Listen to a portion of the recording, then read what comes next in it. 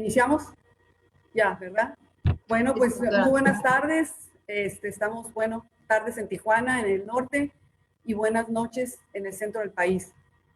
Pues antes que nada, para mí es un gran gusto y un honor estar de nuevo con todos ustedes, saludarlos. Bueno. ¿Perdón? ¿Se escucha? Sí, no, se están atrasando. Ya abrí. Ah, todavía no.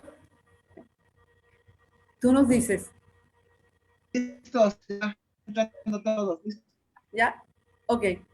Bueno, pues muy buenas tardes, hora de Tijuana, del norte del país, y buenas noches en el centro. Para mí, como siempre, es un honor y un gran gusto estar con todos ustedes, saludarlos, desearles que todos se encuentren bien de salud, en unión de su familia, y pues muy contentos porque hoy damos inicio a nuestro cuarto módulo del programa de Educación Médica Continua y Actualización en las Altas Especialidades. Quiero agradecer en especial pues, a todo el grupo de neurooftalmólogos, pero muy especial a la presidenta de la Asociación Mexicana de Oftalmología Neurológica, a la doctora Jessica Daniela Valencia Aguirre, por su gran compromiso y de dedicación que ha tenido para hacer todo este módulo académico. Y por supuesto, bueno, este módulo nos van a dar 15 puntos del consejo. Inicia hoy y va a terminar el 23 de agosto. También, por supuesto, agradecer a los profesores, amigos, invitados, neuroftalmólogos para todas estas pláticas. Y pues bienvenidos sean todos ustedes. Como siempre, es un gusto que estén aquí y actualizándonos en toda esta parte académica. Creo que la neurooftalmo es de que se tiene que pensar cuando llegue el paciente, si no a veces no se nos pasa un poquito, ¿no? Entonces va a ser un módulo de mucho interés, estoy segura, para todos nosotros. Pues bienvenidos y iniciamos. Gracias. Gracias, doctora. Bienvenidos a todos los que están conectándose. Gracias a la Sociedad Mexicana de Oftalmología para que nos invitó a hacer este módulo. En nombre de la asociación, le doy las gracias y los invito a todos ustedes a ver todo el módulo. Como ya la doctora lo dijo, es un módulo que va a estar muy interesante, es un módulo muy completo, ustedes lo van a ver en todas las pláticas que tenemos. La neurooftalmología, pues como todos ustedes saben, generalmente se caracteriza porque estamos en contacto todo el tiempo con especialidades que además de oftalmología tenemos, general con neurología y otras especialidades afines. Entonces vamos a tener invitados de otras especialidades que nos van a complementar muy bien nuestras pláticas. Por lo tanto, se va a hacer muy enriquecedor todas nuestras sesiones. Les invito a que estén en todas. Al final de todas las pláticas vamos a tener un módulo para tener como toda esta integración de toda la información que vamos a tener y va a ser algo muy interesante para todos. Vamos a iniciar el día de hoy desde lo básico, que es la anatomía y fisiología. El doctor Diego Rodríguez I nos va a ayudar el día de hoy. Vamos a tener como invitada a la doctora Karina Miranda, que también es oftalmóloga neurológica. Y vamos a dar inicio, doctor Rodríguez, por favor. Sí.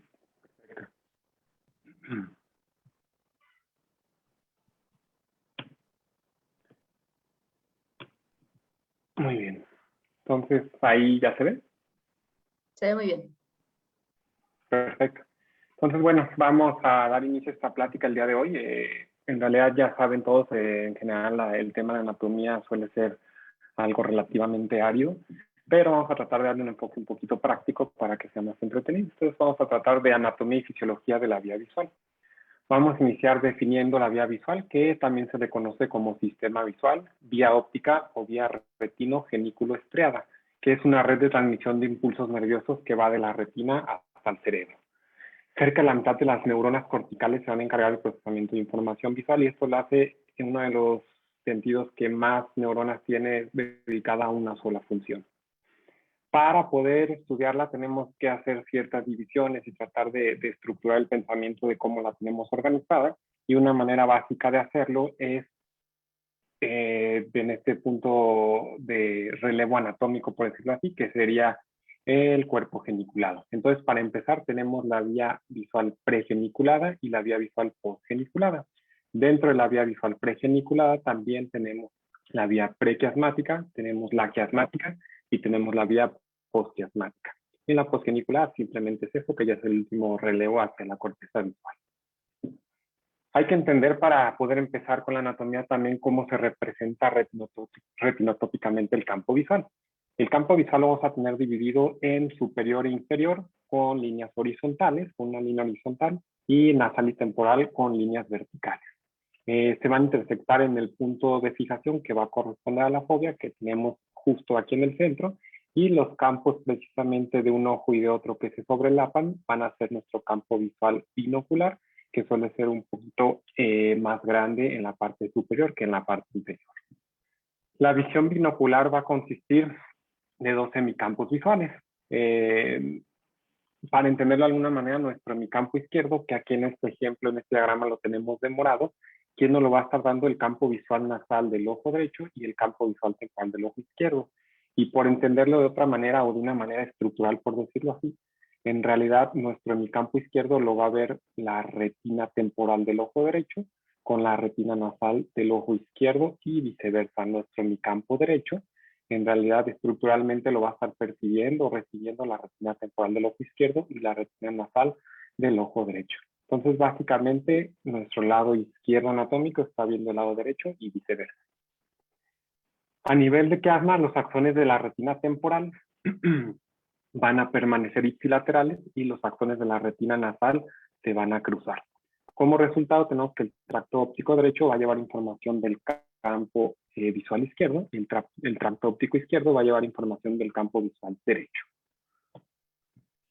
También en cuanto a lo vertical, el campo superior e inferior, la retina superior ve lo del campo inferior y la retina izquierda ve el campo derecho.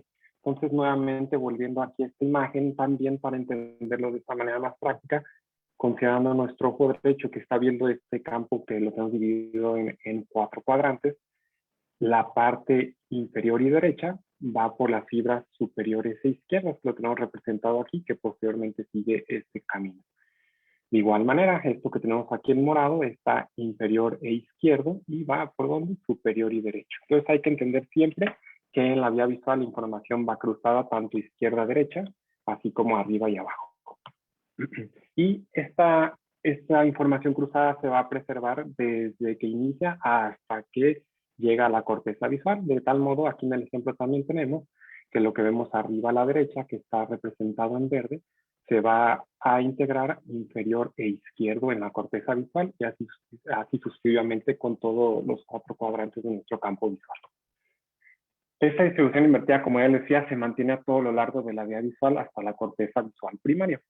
El campo superior, de hecho, se va a integrar por debajo del surco calcarino y el campo inferior va por arriba del surco calcarino, ya hablando de la corteza visual. Entonces, aquí para aprendérnoslo y saberlo de una manera más práctica, lo que va por el lóbulo parietal está viendo en realidad al piso, P con P, no hay mucho pierde, y lo que está yendo por el lóbulo temporal está viendo lo que está en el techo, P con P. Y lo vemos aquí representado, que este es nuestro campo visual, la parte superior va por las fibras inferiores a la corteza visual por abajo del surco calcarino y viceversa. Lo que vemos inferiormente en realidad va por la parte superior. Y bueno, aunque esta no es la clase, pero para poder entender la fisiología de la visual hay que saber algo de campometría. Y aquí tenemos una representación de un campo visual, ojo derecho, ojo izquierdo por separado. Es un campo visual completo que nos está hablando de una integridad estructural y funcional de toda la vía visual, desde retina hasta corteza visual. Bueno, también para poder entenderlo de otra manera o hacer más organizado y funcional, hay que saber que consta la vía visual de 4 neuronas, de 4 órdenes. Tenemos las de primer y segundo orden, que básicamente las vamos a tener en la retina. Tenemos las de tercer orden, que inician en la retina y van a conformar los axones que son el nervio óptico, el quiasma, los tractos ópticos. Y posteriormente las de cuarto orden, que es la sinapsis en el cuerpo geniculado para darnos las radiaciones ópticas. Entonces, empezando en lo básico, ¿dónde inicia la vía visual? Pues básicamente inicia en la retina. Tenemos nuestro primer orden, son los fotorreceptores. Están en una superficie aproximadamente de 2 centímetros cuadrados, teniendo un total de aproximadamente 65 millones de fotorreceptores, de los cuales 3.2 millones van a ser conos, y la mitad de estos van a estar en los 30 grados centrales y 60 millones de bastones que van a estar distribuidos en toda la retina, excepto en la fovea.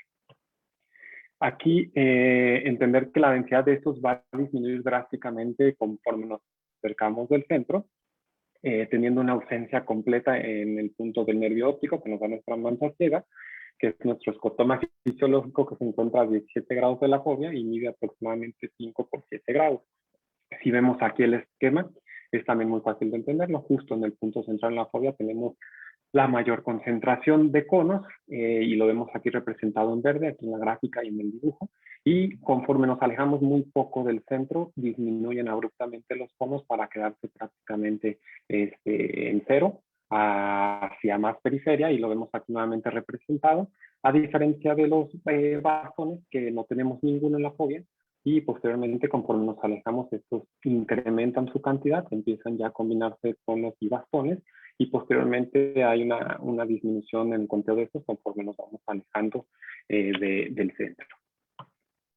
Bueno, aquí representado en este corte también de la retina tenemos nuestros fotorreceptores, tanto conos como bastones, en las capas más internas. Seguimos con nuestras células de segundo orden, que son las células bipolares. En realidad, toda esta es la señalización que generan los fotorreceptores.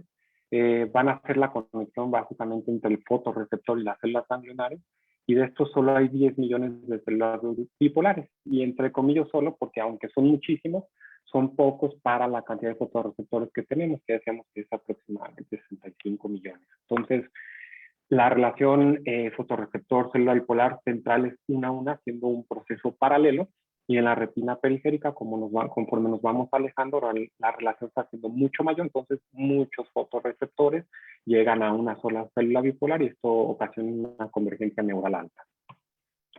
Seguimos con las células de tercer orden, que son nuestras células ganglionares, aproximadamente 1.2 millones de células. Es una relación similar a las bipolares, y conforme también nos vamos alejando del centro y llegando hasta la periferia, se va perdiendo esta cantidad. Entonces también nuevamente repasando, tenemos muchos fotorreceptores llegando a una sola célula bipolar y tenemos muchas células bipolares llegando a una sola célula ganglionar. 60% de esto, 60 veces más tenemos en el centro que en la periferia de células ganglionares, y el 69% los que encontramos de hecho en los 30 grados centrales. Va a haber dos tipos de células ganglionares así a grandes rasgos: las células feoparvocelulares, que son pequeñas y se encargan básicamente de la percepción cromática, y las células hemomagnocelulares, que son las grandes, que se encargan de percibir movimiento y luminosidad. Y tenemos un tercer tipo de células ganglionares que contienen melanopsina, y esto, ¿qué significa? Son fotosensibles intrínsecamente, pueden recibir estímulo luminoso y generar un potencial de acción sin necesidad de tener conexión con una célula bipolar o con un fotorreceptor, y se van a proyectar directamente hacia áreas extraescleras, que ahorita a continuación lo vamos a ver. Entonces, bueno, también entender la conformación que tienen nuestras células ganglionares en la retina antes de formar el nervio óptico. Es una conformación en abanico. Las fibras que viajan de la retina nasal tienen un trayecto directo, básicamente llegan a esta zona. Las fibras que vienen de la retina temporal van a transcurrir de manera arqueada, evitando la mácula, para ingresar por la porción superior e inferior del nervio óptico. Y no olvidar nuestro papilo macular, que son axones que tienen un recorrido directo de la mácula o de la fobia directo hasta el nervio óptico. Y también las células ganglionares, una vez que conforman el nervio óptico, tienen cierta disposición. Las fibras más cercanas al disco óptico emergen a la superficie retiniana y van a ingresar al disco en la porción más central. De tal modo que aquí lo tenemos nuevamente esquematizado. Las fibras más centrales, que están en roja, emergen a la superficie retiniana y se dan por el centro del nervio óptico prácticamente, y conforme nos alejamos a células más periféricas, visión más periférica, van siendo también más periféricas al nervio óptico. Y esto explica por qué en caso de neuropatías ópticas compresivas de lenta evolución, lo primero que se va a perder es la visión periférica precisamente. Continuamos con el nervio óptico, que como ya les dije, en realidad inicia anatómicamente en el disco óptico con un diámetro aproximado de 1.5 milímetros. Va a estar conformado por axones de las células ganglionares.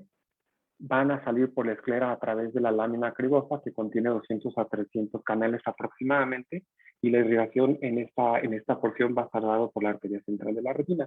Bien importante también recordar que el nervio óptico tiene 4 porciones, La primera es la porción intraocular, que es básicamente nuestra papila o disco óptico, que tiene 1 milímetro de longitud aproximadamente. Tenemos la porción intraorbitaria, que tiene 25 milímetros de longitud. La porción intracanalicular y por último la porción intracraneal. Entonces, exclusivamente axones de células ganglionares. Y bueno, la irrigación va a estar dada, como ya les decía, por la arteria central de la retina, pero también 4 arterias ciliares posteriores cortas van a formar el círculo o anillo de Singer, que nos va a dar también irrigación a esta parte del nervio óptico. Si continuamos más hacia atrás, tenemos ya la porción intraorbitaria, como les decía, mide aproximadamente 25 milímetros de longitud. Va a exceder la distancia anteroposterior del globo al canal óptico por al menos 8 milímetros. Esto le va a otorgar una conformación en S itálica y su función es proteger durante los movimientos oculares, así como en casos de proptosis, para que no sea un daño inmediato al nervio óptico.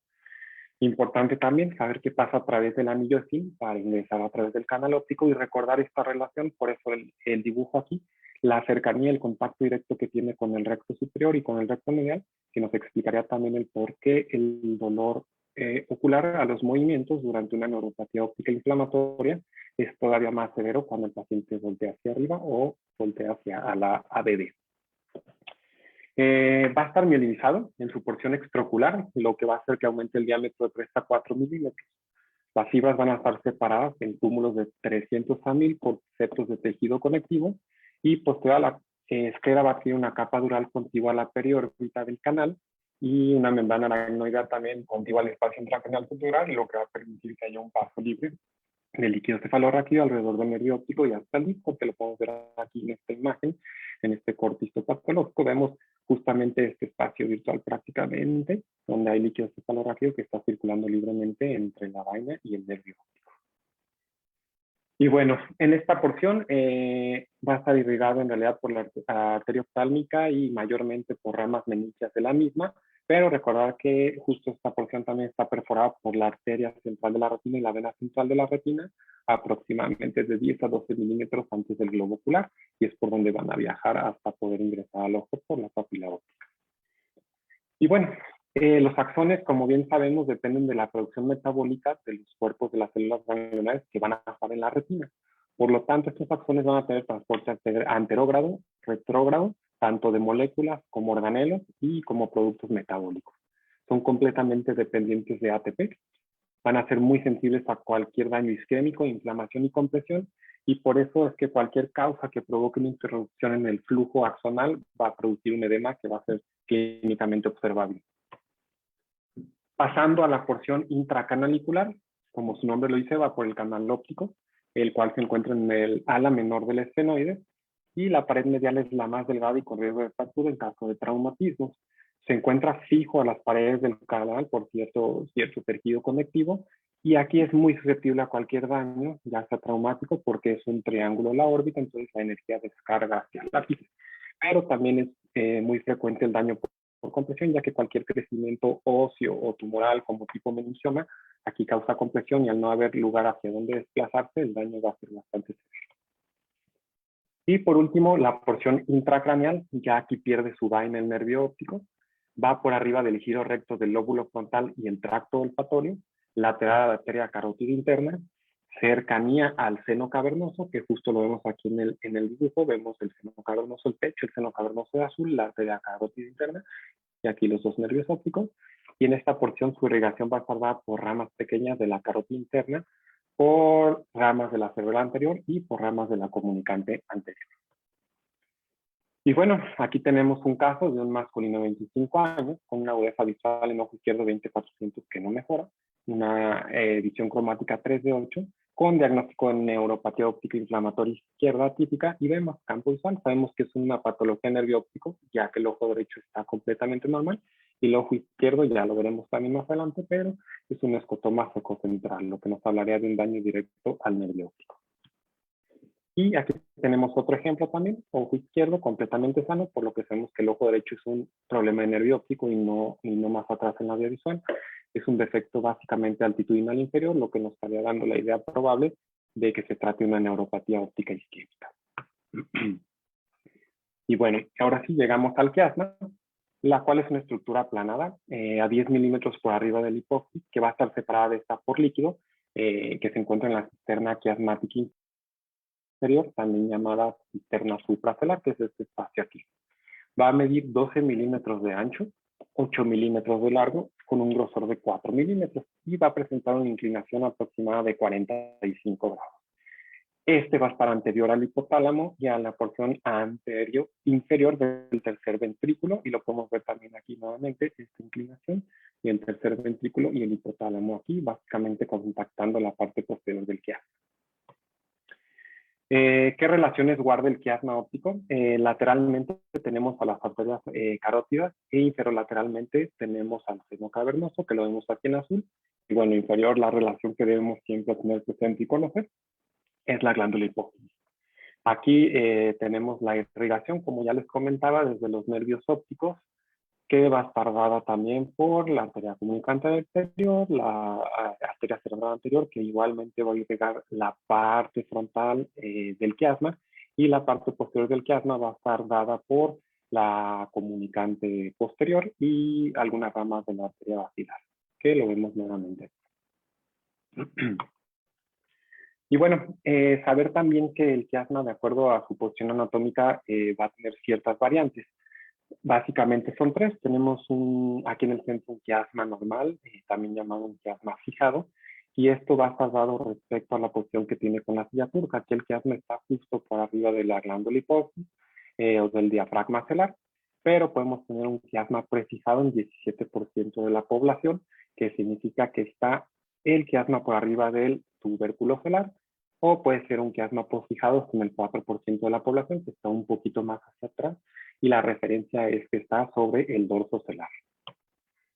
Y bueno, bien importante también, algo que ya sabemos, pero saber en qué porcentaje, el 53% de las fibras en el quiasma se van a cruzar, y las fibras maculares van a ir centrales y posteriores. Entonces, tratando de entender un poquito este esquema, para que no quede nada más como algo dicho al aire, tenemos que todas las fibras van aquí.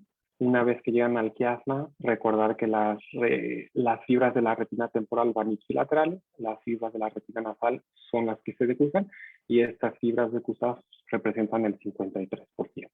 Y entender posterior, me refiero al quiasma, las fibras maculares van hasta la parte de atrás. Ahorita vamos a ver por qué es importante. Y bueno, nuevamente, más o menos la misma idea, pero con un poquito más de detalle. También saber que las fibras del cuadrante superior, que lo tenemos aquí de este lado izquierdo, está representado en este esquema de rojo, van a permanecer superiores aquí a nivel del quiasma. O sea, todo el nervio óptico van superiores, llegan al quiasma, se mantienen superiores y van un poquito hacia la parte posterior del quiasma para ya pasar al tracto óptico. Y las fibras del cuadrante inferior van a permanecer inferiores por todo el nervio óptico, llegan al quiasma, permanecen también en la porción inferior del quiasma, y algunas, pues en general todas van anteriores, pero algunas todavía hacen aquí esta estructura que llamamos rodilla de Willebrand, que son fibras que ingresan de cierta manera al nervio óptico contralateral. Se ha discutido todavía hasta la fecha si es simplemente un artefacto o si es en realidad hay una conformación anatómica real.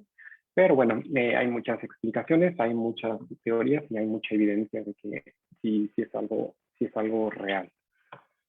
Y bueno, nuevamente volvemos a este esquema que ya lo hemos revisado antes, pero para repasar lo que ya estamos platicando, las fibras, tenemos aquí las fibras superiores que van posterior al quiasma, lo vemos aquí ejemplificado con esta línea en rojo, van hacia la parte posterior del quiasma, pero las fibras inferiores vemos que van en la parte anterior del quiasma, hacen la rodilla de Willebrand, que es este ingreso al nervio óptico contralateral, para después irse ya hacia posterior por el tracto óptico.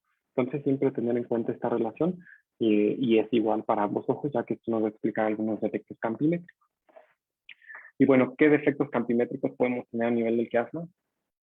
Todos, en realidad mucho depende de dónde esté la lesión, qué zona del quiasma comprima, qué tan extensa sea, y también depende mucho de lo que ya platicábamos, de la posición del quiasma, si estamos ante un quiasma prefijado, fijado o posfijado.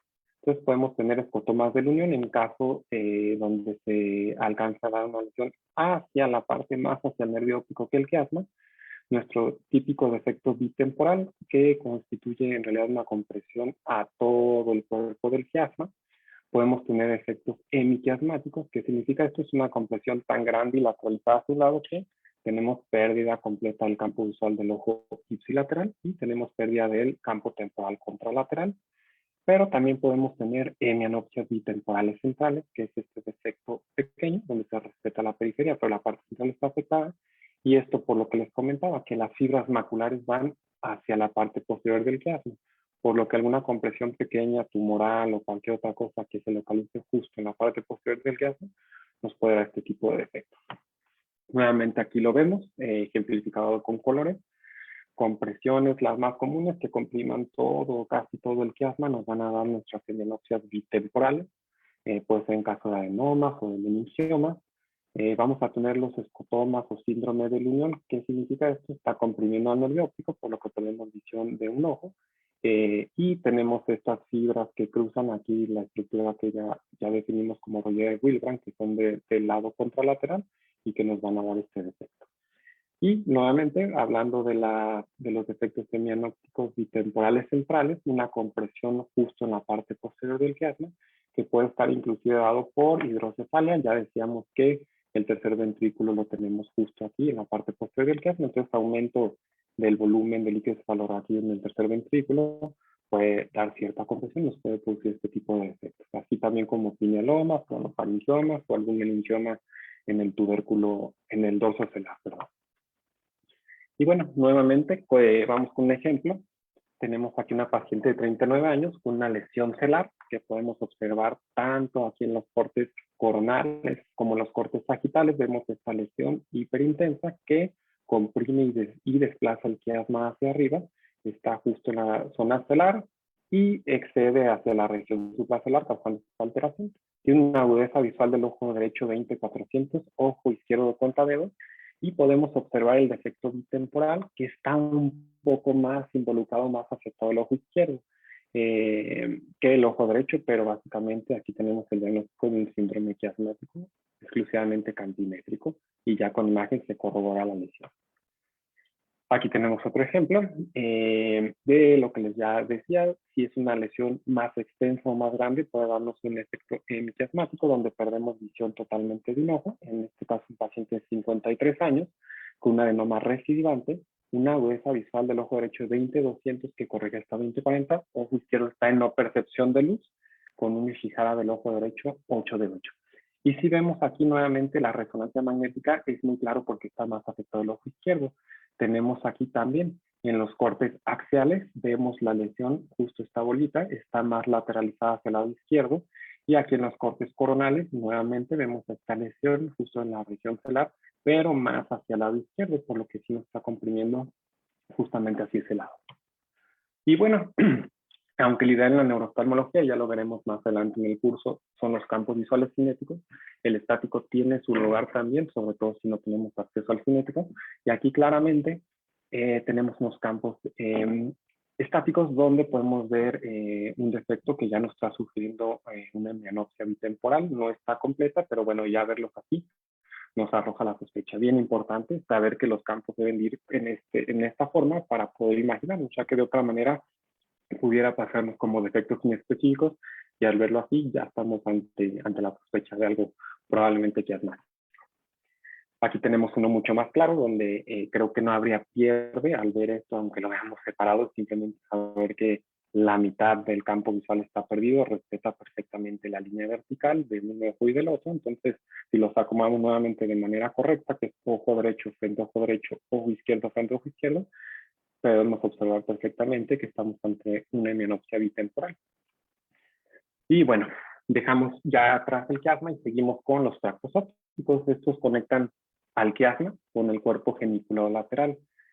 Tienen aproximadamente de 20 a 30 milímetros de longitud, van alrededor del diencéfalo, lateral al hipotálamo y pasan por la cisterna ambiens.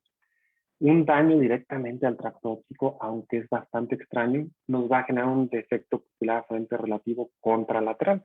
Es decir, yo tengo un daño de cualquier tipo en mi tracto óptico izquierdo y al explorar pupilas vamos a tener un defecto pupilar aferente relativo en el ojo derecho. Y esto se explica de manera muy sencilla. Quedamos que el 53% de las fibras se van a depurar, entonces ya es más de la mitad, pero también tener en cuenta que es 50% más grande en el campo temporal, que es el que nos da la retina nasal, que es el que está decusando. Entonces, esto nos explica por qué esta inversión en los defectos pupilares en casos de daño al tracto óptico. Y bueno, bien importante aquí también conocer y saber que existen vías extrageniculares. ¿Qué significa esto? Son fibras que ya del tracto óptico salen antes de llegar al cuerpo geniculado como una especie de relevo que no se encargan como tal de la función visual, pero tienen otras funciones. Tenemos en primer lugar justo estas fibras que vemos aquí, que van a salir al núcleo supraquiasmático. Son células ganglionares con melanopsina, que ya comentábamos que son intrínsecamente fotosensibles, o sea, sin necesidad de fotorreceptores, ni células bipolares generan un potencial de acción, mandan señal y en vez de llegar a integrarse al cuerpo geniculado y participar en la visión, en realidad participan en regulación de ritmos circadianos. Esa es la primera. Nuestra segunda vía extrageniculada llega al núcleo pretectal, que en realidad también son células ganglionares con melanopsina. El núcleo pretectal de que se encarga es del control de los reflejos pupilares. Y en tercer lugar tenemos este otro relevo que va hacia el colículo superior y se va a encargar de los movimientos oculares y los movimientos de la cabeza, o esta relación que hay entre el movimiento de la cabeza con los oculares. Tiene gran proximidad con la cápsula interna, por lo que un daño aquí se puede asociar con un déficit hemisensorial que va a ser ipsilateral a la lesión, es decir, una lesión del tracto óptico izquierdo nos va a dar un déficit hemisensorial también del lado izquierdo. Y bueno, también tienen cierta disposición las fibras en este lugar. Tenemos las magnocelulares que van a ir periféricas y las parvocelulares van a ir centrales. Y aquí aquí no van todavía juntas o no van fibras correspondientes juntas, por lo que daños aquí al tracto óptico nos van a dar defectos muy incongruentes.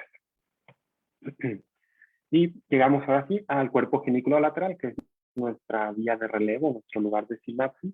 Está en el hipotálamo, posterior va a estar debajo y lateral al pulvinar, que lo tenemos aquí, nuestro cuerpo geniculado, y va a estar por arriba del receso lateral de la cisterna andina. Como ya les decía, es el último componente sináptico previo a la corteza visual, y es el primer sitio donde los axones de células ganglionares retinianas correspondientes se emparejan. Lo que ya decíamos ahora sí, a partir de aquí las células correspondientes van juntas, por lo que un daño aquí o posterior a esto nos va a dar defectos campimétricos muy congruentes. Y bueno, aquí también es conocer un poquito a detalle la irrigación del cuerpo geniculado lateral, porque esto nos va a explicar algunos defectos campimétricos también. Tiene una doble circulación. Tenemos una circulación por la arteria coroidea anterior, que es esta que tenemos aquí, que es una rama de la cerebral media. Y tenemos también de la arteria cerebral posterior, tenemos la arteria coroidea posterolateral. Entonces tenemos circulación posterior y circulación anterior llegando al cuerpo geniculado. Si esto lo vemos acá esquematizadamente, podemos ver nuevamente, arteria cerebral posterior nos da la coroidea posterolateral, que en un aumento vemos que esta arteria, la coroidea posterolateral, llega justo a este triángulo o al tercio central del cuerpo geniculado para dar ligación en esta zona, y la arteria coroidea anterior, que viene de este lado, que es rama de la cerebral media, llega por la parte lateral del cuerpo geniculado y enviado a ramas. Una rama nada más pasa por el cuerpo geniculado, pero irriga en realidad el tercio medial, y una rama se queda aquí justo para irrigar el tercio lateral o el tercio externo. De tal manera que tenemos un daño isquémico en esta zona, vamos a tener el defecto campimétrico que comúnmente conocemos como defecto en Pacman, y esto hay que saber que es por daño a la circulación o alteración en la circulación posterior. Y del otro lado de la moneda, si tenemos una alteración en la circulación anterior, podemos tener ya daño, pudiera ser a los dos tercios, tanto al interno como al externo, o solo alguno, y nos va a dar este efecto que parece en lentes del sol, o algunos le llaman el Pacman invertido. Simplemente saber y tener en mente que este tipo de efectos, así como muy definidos y triangulares, prácticamente estamos ante un defecto o una alteración del cuerpo geniculado. Y bueno, el cuerpo geniculado tiene todavía más cosas que saber. En realidad, las fibras nerviosas mielinizadas que hay ahí lo van a dividir en 6 capas. 4 capas superiores y 2 capas inferiores. Las capas superiores tienen células P que se encargan de la resolución espacial, color y estereopsis, como ya lo hemos comentado, y las 2 inferiores, que las vemos aquí en azul, son células M que se encargan hasta el 95% del movimiento. Y entre estas capas tenemos células interlaminares, que son células K, o conios y que reciben aferencias de la retina y del colículo superior para modular cierta información. Entonces, saber que vamos a dividirlo en esto según el tipo de células que reciba, pero bien importante también saber a qué capas llegan las células. Bipolares, tenemos que las contralaterales van a llegar a la capa que vemos aquí en azul, que es a la 1, a la 4 y a la 6. Y las ipsilaterales, es decir, las que no se cruzaron, llegan a las 2, a las 3 y a las 5 que tenemos aquí en verde. Una manera también fácil de aprendérselo, ipsilaterales, con S de suma, es 2, 3, 5, 2 más 3, 5. Entonces, saber que los ipsilaterales llegan 2, 3, 5 y los contralaterales a los otros, que es 1, 4 y 6, que no suman. Y bueno, van a estar organizados ya aquí retinotópicamente, que significa, ahora sí, van a ir juntos las fibras correspondientes de cada lado, y saber también que van a sufrir ciertas modificaciones ahí en su orientación conforme van transcurriendo por toda la vía visual. Las fibras justo antes de llegar al cuerpo geniculado van a rotar casi 90 grados, de tal modo que las fibras superiores se van hacia medial, que tenemos aquí en rojo, se van hacia medial, y las fibras inferiores se van a ir hacia lateral. Y aquí también, aquí hay un fenómeno de amplificación de la señalización, ya que llega aproximadamente 1.2 millones de fibras al cuerpo geniculado para que de aquí salgan 5 millones de fibras para conformar las radiaciones ópticas.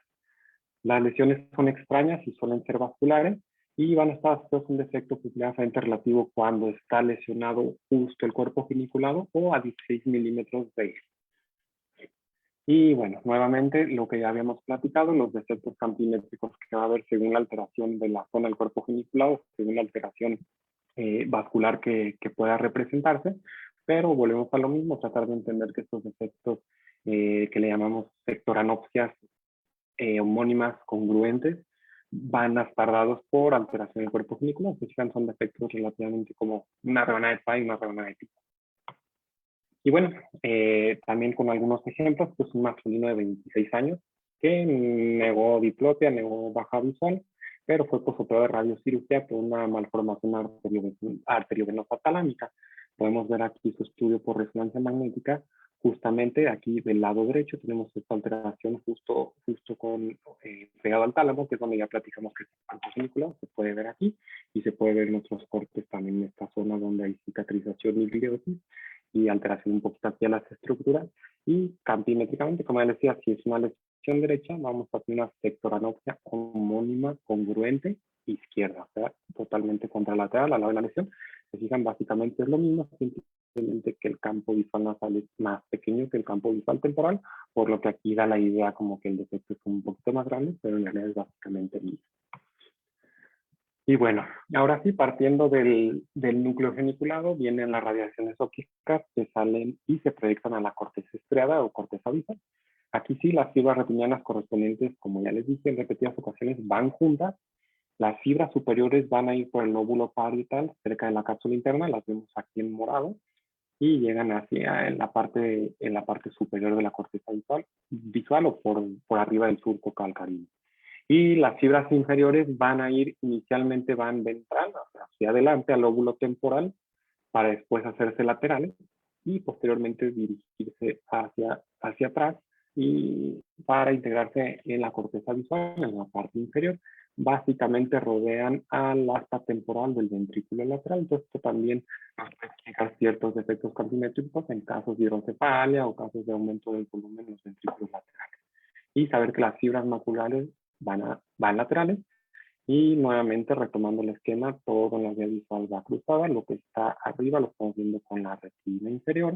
Va por todo inferior hasta que llega a la corteza visual inferior también.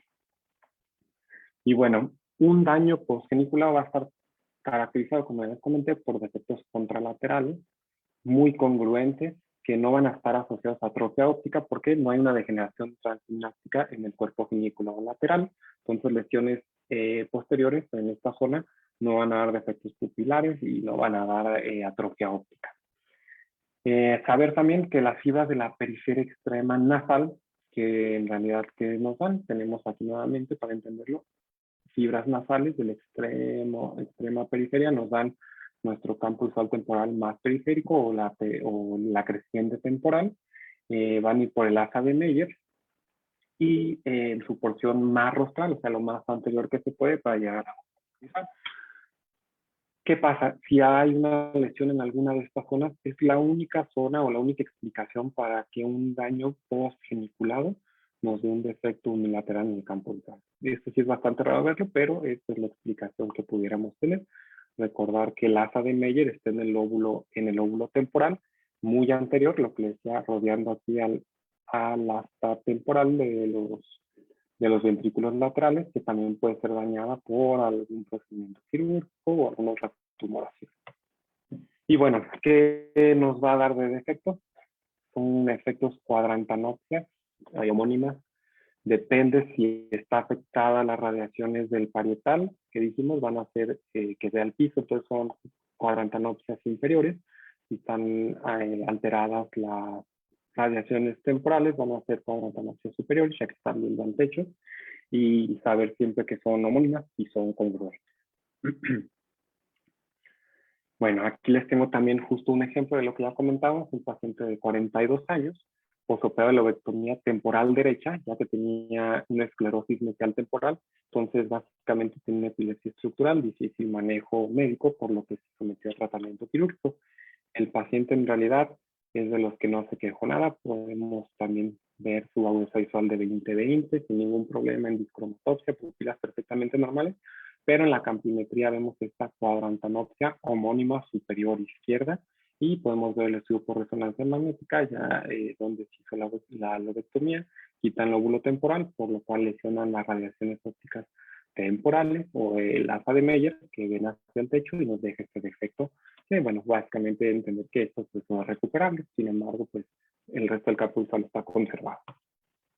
Y bueno, aquí tenemos un ejemplo también de un daño al lóbulo temporal, en este caso izquierdo, ya que el defecto es una cuadrantanopsia homónima superior derecha. Entonces, bueno, sabemos que aquí el daño está en las fibras del lóbulo temporal, radiaciones ópticas del lóbulo temporal izquierdo.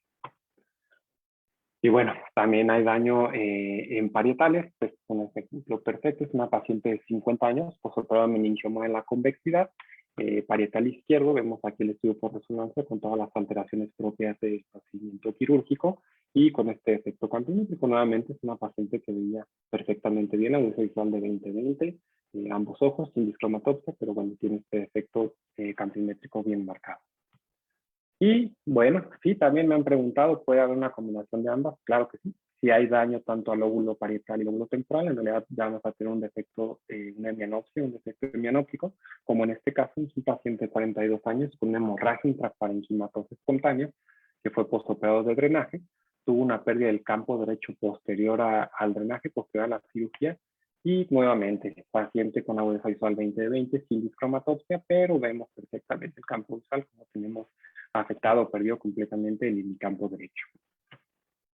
Y de aquí seguimos ahora sí, donde se integra todo, la corteza visual primaria, es donde llega el sitio de relevo ya de las radiaciones ópticas, también conocida como corteza estriada, área B1 o área 17 de Brodmann. Va a estar a lo largo de la fisura calcarina, que la tenemos esquematizada aquí en este dibujo, es la fisura calcarina, y por un estudio de resonancia magnética lo vemos aquí al lado, de la fisura calcarina. Entonces, a ver lo que ya les decía, las fibras parietales superiores van a estar por arriba aquí de la fisura calcarina y las fibras temporales van a estar aquí por debajo. Es una superficie de área 25 a 30 centímetros cuadrados que representa 3.5 de la superficie cerebral. Va a haber 500 millones de cuerpos neuronales y va a estar dividido en diferentes zonas según la zona integrada. La visión central va a estar más caudal, o sea, más hacia posterior. Lo vemos aquí en este esquema con colores. Los colores más intensos que corresponden a la mácula, al área central, van a estar integrados más caudales en toda esta zona. y conforme nos acercamos a la periferia o nos alejamos del centro, va a estar más rostral en la corteza visual integrada esta información. Y es el sector contiguo más amplio de superficie cerebral dedicado a una sola función sensorial. Bien importante entender también estos esquemas, cómo está dedicado la visión central en un gran área cortical. Tenemos que los 10 grados centrales, que representan en realidad solo el 3% del campo visual total, representan un 50-60% de la actividad de la corteza. Y los 30 grados maculares representan el 80% de la actividad de la corteza. Entonces, aquí con colores para entender claramente, tenemos prácticamente aquí hasta los 2.5 y aquí 5 grados centrales, que lo hemos representado aquí en el campo visual, que es un área muy pequeña para todo lo que tenemos de periferia, pero casi se llevó ya la mitad de la corteza visual. De aquí nos extendemos hasta los 10 grados centrales. Para pensar que un campo 10.2 nos estaba dando básicamente la mitad de la corteza visual, y conforme nos vamos alejando hacia la periferia, en realidad son campos visuales más extensos, pero tienen menos representación y menos cantidad de procesamiento neuronal justo en la corteza visual. Bien importante saber que tiene una doble irrigación la corteza visual. Tiene riego sanguíneo por la arteria cerebral posterior, que nos va a dar justo estas arterias, y también tenemos parte, aquí lo podemos observar, por la cerebral media, que alcanza a irrigar una parte de la corteza visual. Saber que las lesiones aquí, 75% de ellas van a ser vasculares, y después por frecuencia le siguen las tumorales. Y bueno, ya sin entrar en mucho detalle, pero saber que también en la corteza visual hay una distribución y una organización muy precisa de toda la información y todo lo que está recibiendo. Básicamente está dividida en múltiples capas, 6, y a donde llegan directamente las radiaciones ópticas a la línea 4, que a la vez se subdivide en 4A, 4B y 4C, que es la también conocida como línea de Ginari, o lámina granular, y contiene las columnas de dominancia ocular. Entonces, básicamente las fibras, como ya quedamos, salen del cuerpo vinculado las radiaciones ópticas y llegan justo aquí a la capa 4. Aquí todavía están divididos en ipsilaterales y contralaterales, pero de aquí ya salen al resto de las capas y ya se entremezclan, ya no hay dominancia de un ojo de otro. Y bueno, los defectos campimétricos aquí corticales, a ver que también son congruentes, son defectos hemianópticos. Aquí tenemos el ejemplo de una hemianopsia homónima izquierda, y bien importante, lo que nos va a decir que es una alteración cortical es con respecto al área central, que podemos ver perfectamente dibujado. Entonces, ejemplos, tenemos pacientes de 62 años, diabética, hipertensa, que simplemente el día de la consulta tenía 220/90, ella estaba como sin nada, recibió cefalea craneana con pérdida del campo izquierdo, agudeza visual 20/20 y Shihara 8/8 para ambos ojos. Y bueno, le hicimos su campo visual y como pueden observar es una hemianopsia homónima izquierda con respecto al área central. De hecho, dibuja perfectamente el área central en los dos ojos, y se le hizo su estudio por resonancia magnética, donde pudimos observar en la corteza occipital derecha y en el lóbulo occipital esta lesión que corresponde ya a cambios por antecedentes de un EBC isquémico localizado justo en la corteza visual. Y bueno, no está de más tampoco, vuelvo a la posibilidad del estudio, pero tener también un campo estático nos puede orientar mucho. Aquí tenemos un campo estático donde es un paciente que tuvo también un EBC occipital en el área visual, y podemos ver cómo tiene una hemianopsia homónima izquierda, y aquí también podemos ver cómo pinta perfectamente el área central, o sea, se respeta el área central, lo que nos da toda la información para poder decir que esta es una alteración en la corteza visual. Aquí tenemos otro paciente, 36 años, diabético hipertenso, antecedente cáncer mamario, un defecto campimétrico súbito de 2 años de evolución, buena agudeza visual, no discromatopsia, y bueno, la preocupación en el antecedente de cáncer. Sin embargo, se hizo la resonancia magnética y pudimos observar también una zona ahí de encefalomalacia, secundaria un antecedente de EBC, y que si podemos observarlo aquí es un defecto hemianóptico, no completa todo el cuadrante superior, pero es bastante congruente y nuevamente respeta nuestra área central. Estos 10 grados centrales no los toco. Aquí también otro paciente de 69 años, postoperado de adenoma, que sorpresivamente su defecto visual no se debido al adenoma, tiene un defecto hemianóptico temporal súbito, así lo refiere, asociado a cefalea. Se hace el campo visual, podemos ver una cuadrantanopsia homónima superior derecha, Y al hacer la resonancia vemos un área también de encefalomalacia mucho más pequeña y más localizada, lo que nos explica el porqué del defecto cuadrante óptico y no hemianóptico. Aquí no se dibujó muy bien, pero básicamente tiene respeto al área central y lo sabemos también no solo por cómo se dibuja el campo visual, sino también por su agudeza visual, que es perfectamente normal. Y aquí otro ejemplo para terminar, es un paciente de 19 años, posoperó un tumor distembroclásico ya hace tiempo, tiene agudeza visual 20/20 y Shihara también de 8/8 y tiene aquí unos efectos sectoranópticos muy discretos, muy sutiles y relativos, pero básicamente al ver los dos campos visuales vemos que son perfectamente congruentes este defecto y este defecto aquí también. Entonces estos son daños también a la corteza visual. Podemos ver aquí la resonancia magnética, una zona todavía más pequeña de encefalomalacia en la corteza visual, tanto en los cortes axiales como en los cortes sagitales vemos la misma zona justo aquí. Y bueno, ya también sin entrar en detalle, pero saber que de aquí todavía le sigue a la vía visual, esto es como lo primero que hay que saber y que hay que entender, pero también tenemos corteza extraestriada, que es el área B2 o área 18 de Brodmann, va a recibir información del área B1. Tenemos el área B3, que va a ser el lóbulo parietal posterior, recibe información del área B1, no tiene delimitación histológica precisa, va a tener referencia a ganglios basales y mesencéfalo, van a ser sensibles al movimiento, a la dirección. Tenemos el área B4 entre el giro lingual y fusiforme, que esta va a estar encargada de la visión cromática. El área B5, que está posterior entre el surco temporal superior y el giro subangular. También se encarga de procesar información de movimiento, dirección, recibe agencias del 1, de la capa de células M del cuerpo genicular lateral y del origen del movimiento de persecución. Y bueno, ya aquí no entro en más detalles porque no nos alcanza el tiempo, pero básicamente esto sería todo.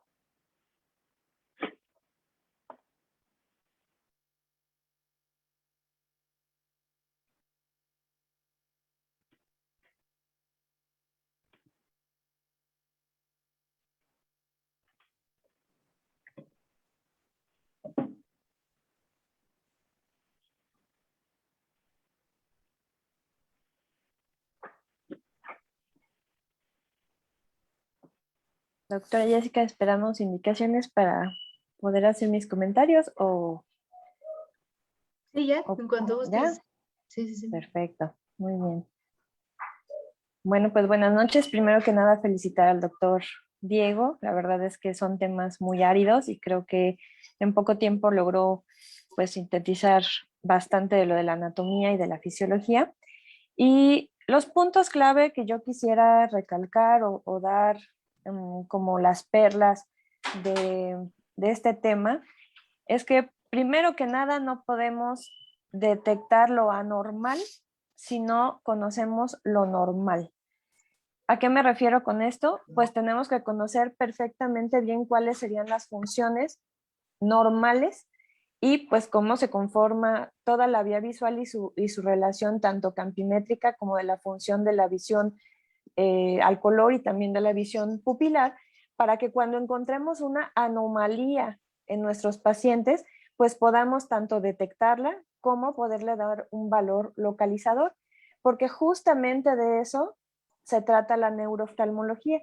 Nosotros nos convertimos en investigadores y en examinadores así detallados para poder dar una localización de la lesión, incluso sin tener un estudio de imagen asociado, y solo confirmarlo o corroborarlo, o en algunos casos descartarlo con un estudio de imagen. Por lo tanto, la división de la vía visual la tenemos que dominar todos como oftalmólogos. Las tres divisiones principales serían prequiasmática, quiasmática y retroquiasmática, pero si tenemos en cuenta que la retroquiasmática es muy grande, le agregamos otra división que sería el cuerpo geniculado lateral y que nos da entonces retroquiasmática pregeniculada y retroquiasmática posgeniculada. Y esto es muy importante porque, como bien lo mencionaba el doctor Diego Rodríguez, pues en algunas sí vamos a encontrar alteración de la visión central y de la visión y de la función pupilar, y en otras no. Y si no conocemos exactamente hasta dónde termina la vía pupilar, pues no vamos a darle el valor que ésta merece. Entonces, a grandes rasgos, sobre todo la vía prequiasmática, es muy importante que tenemos que evaluarle 3 cosas. Bueno, a la visión en general, regresándome un poquito, no podemos decir como oftalmólogos y mucho menos como neurooftalmólogos que hemos evaluado la visión del paciente si por lo menos no hemos evaluado su visión central con las tablas de Ishihara y mejorar su capacidad visual a lo más que podamos, sea con el estenopeico o con su mejor corrección.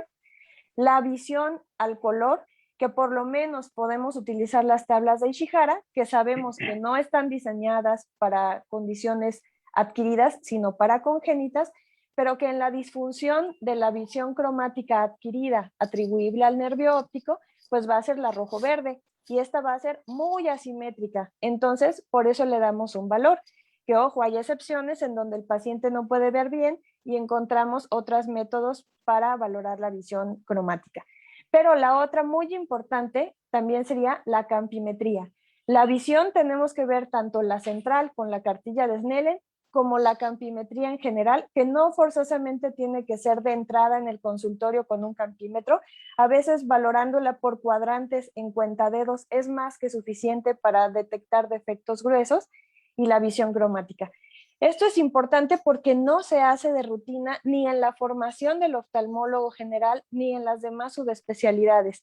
Si bien solamente en órbita, en el VISA, a veces se les invita a que se tengan con unas tablas de Ishihara y se les valoren la agudeza visual, la visión cromática, la mayoría de los demás oftalmólogos o de las otras subespecialidades no neurooftalmológicas no toma tan en cuenta estas 3 condiciones, aun cuando no nos quitan ni 5 minutos.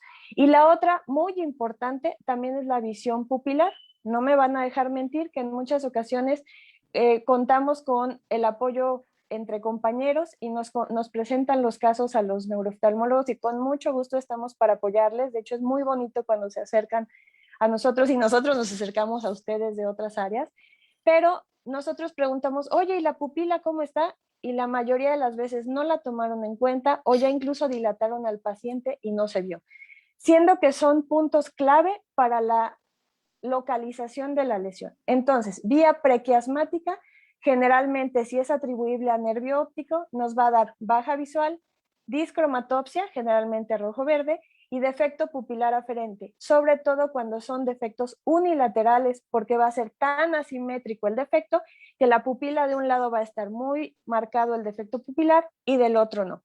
Entre más vamos avanzando hacia, y el defecto campimétrico ya nos va a decir si es ecocentral, si es altitudinal, o sea, la clínica y el defecto campimétrico nos va a acercar más a la etiología de la neuropatía óptica. Y ojo, recuerden que también el glaucoma es una neuropatía óptica, no es nada más otra enfermedad, sino es una neuropatía óptica y pues también tenemos en su diferencial para evitar pacientes diagnosticados con glaucoma por años, que eran neuropatías compresivas o secuelas de neuritis óptica, también la valoración de la visión cromática, de la pupila y de la campimetría nos va a dar una gran herramienta para esta distinción. Ahora, si nos vamos hacia atrás, tenemos que conocer, y antes, si es prequiasmática pero bilateral, también podemos encontrar que no haya tanto un defecto pupilar aferente porque puede ser un daño muy simétrico que evita que esto pase, pero sí vamos a encontrar un defecto campimétrico, vamos a encontrar baja visual y en muchas ocasiones la discromatopsia. Ahora, de la vía prequiasmática hacia atrás, ya entrando al quiasma, pues vamos a entender que empieza una división en donde el ojo derecho le dice al izquierdo, oye, ojo izquierdo, ¿estás viendo lo mismo que yo? No, pues sí, pero ¿cómo me puedes demostrar que estamos viendo lo mismo? Pues ahí te va un pedacito y vamos a empezar a juntar la información, porque además el cerebro cuando abra los ojos tiene que entender que aunque vengan de 2 lados diferentes la información, hay que integrarlo en una sola. Y entonces el quiasma sirve para que las 2 mitades derechas, o sea, la mitad derecha de su ojo derecho y la mitad derecha de su ojo izquierdo, se procese en su corteza occipital izquierda. Y ahí es donde empieza la gran decusación para poder, exactamente porque en neuro, todo lo derecho se procesa en el izquierdo y todo lo izquierdo se procesa en la corteza derecha. Y a partir de ahí entonces vamos a encontrar defectos campimétricos variados que acompañados de la clínica podemos darle un valor localizador muy importante.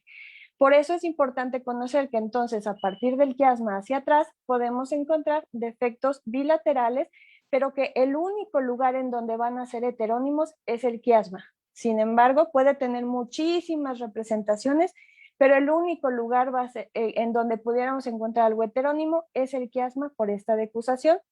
En los tractos ya vamos a encontrar defectos homónimos pero incongruentes, y todavía si hay un defecto muy asimétrico a nivel de quiasma lateral o a nivel de un tracto muy asimétrico, pudiéramos llegar a encontrar un poquito de alteración pupilar, y como bien lo dice el doctor, incluso paradójicamente parece que la pupila del otro lado está más afectada, pero seguimos teniendo que tomar en cuenta la valoración de estos tres parámetros: visión central, visión cromática, pupila y la campimetría en general.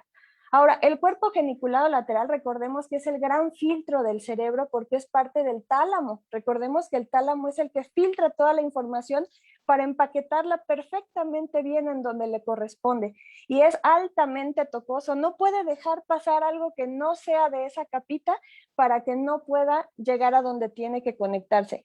Por eso el cuerpo geniculado lateral divide tanto lo que viene del lado ipsilateral como del contralateral, como si es periférico, como si es central, si es de la vía P, si es de la vía M, y por eso se explica la alta congruencia de todos los defectos campimétricos retrogeniculados, porque han sido filtrados gracias al cuerpo geniculado lateral, que como les decía es parte del tálamo. Y justamente por eso ahora vamos a tener una división en temporal parietal, y cuando lleguen a la corteza volvemos a encontrar hemicampos, pero también ya divididos entre los superiores y los inferiores. Entonces, todo lo retrogeniculado ya no tenemos que encontrar alteración de la vía pupilar, y ojo, muchos pacientes en nuestra práctica diaria como neurooftalmólogos, así como nos llegan, sinceramente, sin afán de hacer un mal comentario, pero así como nos llegan muchos pacientes con diagnóstico de glaucoma muchos años y poniéndose hipotensor muchos años, y en realidad eran otros tipos de neuropatías, también nos llegan en cuestiones ya retrogeniculadas muchos pacientes que ven el 20/20, pero tienen defectos campimétricos muy importantes, ya sea completos semianópticos o cuadrantanópticos, pero al tener conservada la visión central, si el oftalmólogo solamente valora la visión central con Ishihara, pues incluso hasta les dicen, pero si usted ve el 100% de la visión, porque está viendo el 20/20, hasta el 20/15, ¿no? Y dice, es que usted ve el 100%, y los pacientes en muchas ocasiones no saben decir, me falta un pedazo de la visión, o tengo un defecto campimétrico, sino dicen, veo borroso o veo mal, y si solamente evaluamos la visión central, no vamos a sacar este tipo de defectos.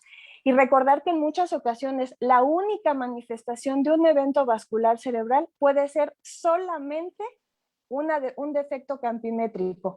Y esto no va a afectar en muchas ocasiones, si es retrogeniculado, la visión central, y el paciente corre un gran riesgo un gran riesgo de un nuevo evento vascular cerebral, incluso de poner en riesgo su vida o de otras funciones como una hemiplegia, como de otra alteración, si se infarta otro territorio y nosotros lo dejamos pasar por alto simplemente por no sospechar que ese paciente que dice veo borroso, le tomé la visión central, ve 20/20, y entonces dejé de evaluar el resto de la campimetría. Por lo tanto, nuevamente con esto termino mi comentario. Recordarles que la visión, la valoración de la visión debe de incluir, no nos quita más de 5 minutos hacer la visión central, hacer la visión cromática, darle énfasis a la valoración de la pupila, y sí valorar por lo menos así de campimetría por cuadrantes en cuentaderos, que eso lo vamos a ver también cuando me corresponda a mí esa plática. Pues o Lampler también nos ayuda, depende de las regiones del campo visual a evaluar, pero que tenemos que tomar en cuenta que es tomar solamente la agudeza visual no es suficiente para una patología neurooftalmológica, y si solamente la evaluamos, pues no las vamos a sospechar cuando estemos frente a un paciente de estas características. Y para terminar, definitivamente tenemos que entender que un paciente que está yendo a nuestro consultorio está expresando todo su cerebro ahí, toda su vía visual, todos sus movimientos oculares, está expresando tallo, cerebelo. A lo mejor no lo vamos a buscar intencionadamente como neurooftalmólogos, para eso estamos nosotros, pero sí por lo menos entender que no se nos pueden escapar algunas cosas muy francas si hiciéramos esta valoración completa, que no tarda más de 5 minutos, y finalmente pues tratar de localizar el daño en la vía visual porque finalmente la neurología es tan exquisita, cada milímetro del cerebro tiene una función diferente a la otra y que por eso es altamente localizadora siempre y cuando la sepamos explorar. Agradezco mucho la participación y muchas felicidades nuevamente al doctor Diego.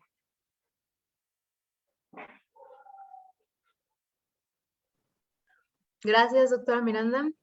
Doctor Rodríguez, si está por ahí todavía.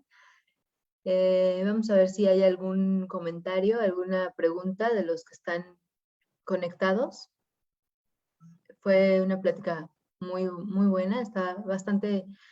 es mucha información la que tenemos de anatomía y fisiología, lo sabemos. Además, bueno, si es que vamos viendo todos los módulos, todas las sesiones, vamos a ver que en todo el módulo vamos a ir retomando poco a poco un poco de anatomía, porque en cada una de las patologías que veamos vamos a tener que ver muy bien anatómicamente dónde está el defecto para que veamos el tipo de problema. Pero, pues como en todas las especialidades, las bases anatómicas siempre nos van a ayudar muchísimo para ir entendiendo las patologías que vamos a ir presentando. Hay una mano que está levantada del doctor José García. Doctor.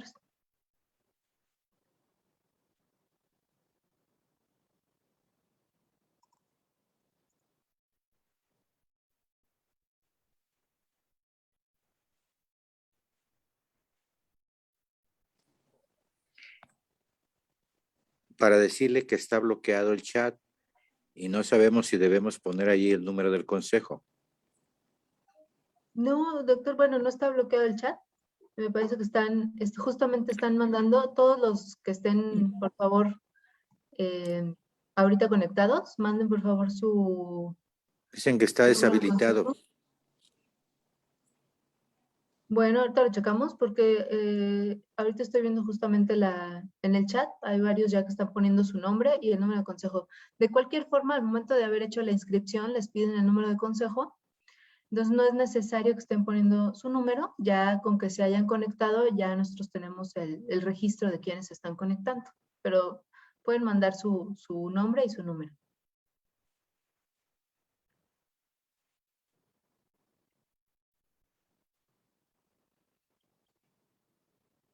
Bueno, si no tenemos ninguna pregunta, vamos a dar las gracias al doctor Rodríguez por su excelente ponencia, muy buena explicación, bastante didáctica, eso es algo muy bueno en las bases anatómicas. La doctora Miranda, gracias por su participación. Les recuerdo que al final del módulo, en el último día, que se va a hacer el día 23 de agosto, vamos a tener una sesión exclusiva para dudas, por si en todo el módulo vamos teniendo alguna duda, se nos van con los casos clínicos, con las patologías que vayamos presentando. No hay ningún problema que al final integremos todo. Si aquí tenemos otra mano levantada, el doctor Juan Manuel Aguirre.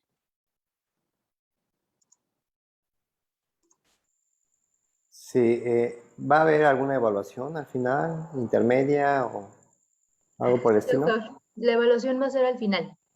Hay en la sesión de resolución de dudas, al final vamos a hacer una evaluación y esa es la que nos va a ayudar para determinar lo de los puntos del consejo. Ya saben que es una evaluación que es básicamente para que el consejo nos avale que tengamos todos los puntos.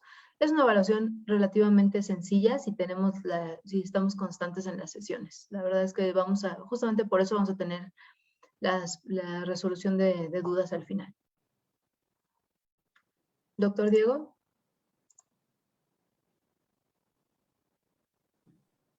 Ya, perdón, se me desconectó, ya volví. No, nada más para agradecer la invitación, agradecer a todos los que estuvieron aquí. Ok, la doctora Diana de los Ríos también me parece que quiere levantar la mano. Muchas gracias, doctora Jessica. Mi pregunta es, no alcancé a llegar para entrar a la excelente plática y quería saber si puede uno acceder a la grabación. No sé cómo se hace. La grabación se va a quedar, de hecho está ahorita transmitiendo en vivo en la página de Facebook de la Sociedad Mexicana de Oftalmología y al final se van a quedar las grabaciones para tener para estarlo viendo.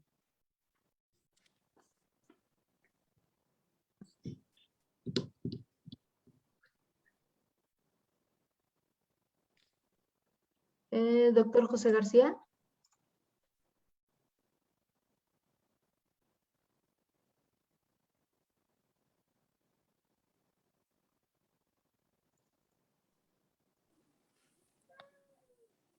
No es necesario poner el número del consejo en el chat.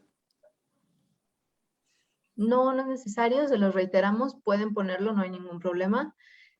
Ustedes al momento de haber hecho la inscripción pusieron su número y con el nombre o ya al momento de estar conectados, por favor nada más pongan en su conexión el nombre completo para que sepamos quiénes son los que están conectados. Muchas gracias.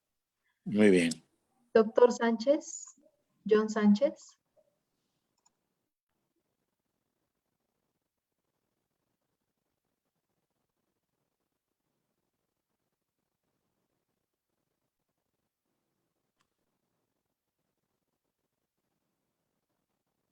Doctor John Jaime Sánchez.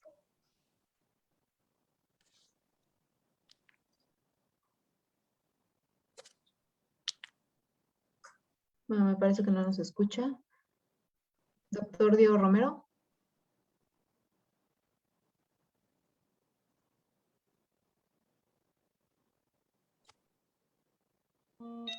Sí, nada más quisiera felicitar al doctor Diego Rodríguez, que prácticamente podemos hablar toda una semana de vía visual y lo ha resumido de manera espléndida. Así es mucha información de anatomía y fisiología. El doctor dio una explicación muy buena y aparte muy didáctica. Creo que a todos nos quedó muy claro cómo es la vía visual. Me parece que ya estamos un poco sobre tiempo. Si no hay algún otro comentario, alguna duda, vamos a agradecer a todos los que se conectaron. Los esperamos el día de mañana. El día de mañana tenemos la sesión de anatomía de la vía pupilar. Es una plática muy interesante que nos va a dar la doctora Camacho Morales. Y tenemos como invitado un neurólogo, subespecialista en epilepsia, que también nos va a ayudar mucho para que entendamos cómo se hace la revisión de las pupilas en los pacientes del lado neurológico, por así decirlo. Gracias a todos, muy buenas noches, gracias por conectarse.